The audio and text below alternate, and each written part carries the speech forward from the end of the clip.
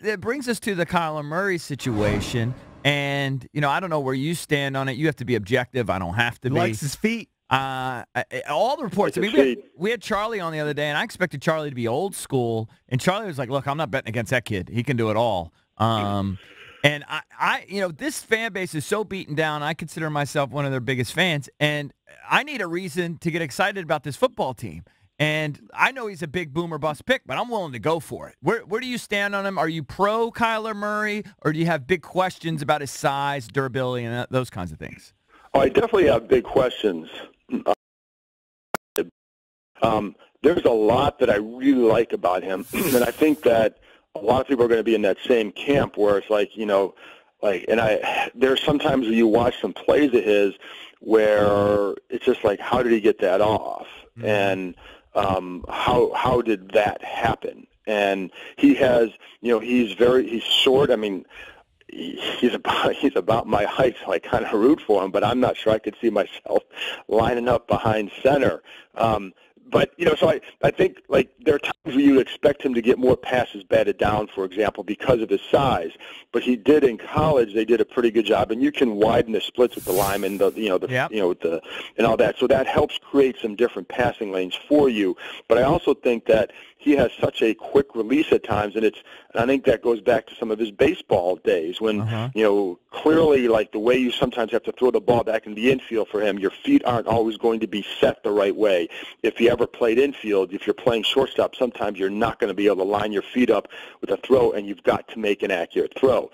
And you see that transfer onto the football field at times where his feet are just off, but yet because he can throw that way, the linemen can't get their arms raised. So that's a very good thing. The questions I have about him are a couple. One, there are times where you'd see the short to intermediate accuracy was inconsistent. That to me was that's what I've seen in a few games. And then sometimes it's because maybe he's falling back and off his back foot too much and the ball's sailing on him. Maybe he's trying to get it over the lineman's hands and it sails on him a little bit too. So I think that's something I would have a question about. And I think the other question I would have about him is when you line up under center, and if you're a team like the Redskins who like to use that quick pass game where it's, three-step quick and thrown right over the top, can you do that?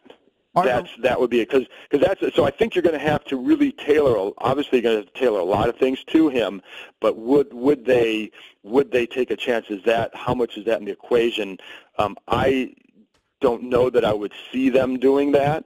That's just a guess at this point because there's such a long way to go. But there's a lot that I really like with him, but I'm not sure that I'm sold that he'd be the best fit in every system. And everything I've heard is when you talk to people, half the teams are going to like him and half the teams won't touch him. Do you think there's any scenario where the Redskins trade up to try to get to Murray? Do they have the same sort of love affair with him that they had with RG3 6 or 7 years ago? That I couldn't say that. I don't sense that. And the hard part with that one is I think well, first of all, it depends on how high you're talking up to happen to go get him. That's the question. Like with Griffin, they had to give up a ton because other teams were going to try. There were a couple other teams in contention for that number 2 spot. So even though they only moved up 4 spots, they had to give up a ton because of that. So would you have, what would you have to give up? The problem here is that with they don't have a ton of salary cap space because of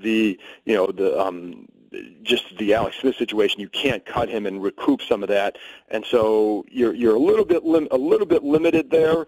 And then, so your best way to improve now and going forward is through draft capital. And they should have 9 picks when all the comp picks are announced. How much are they willing to give up? Would they be willing to give up to move up there? Do you have enough? And to do that, that's what I don't know. I'm not convinced that they would, but again, it just depends on how high are you talking they'd have to move up, and what is the ultimate price. We talking a second and a third, or you second a future this or that? I don't know, and I think that's where so it just depends on how high you'd be talking to move up.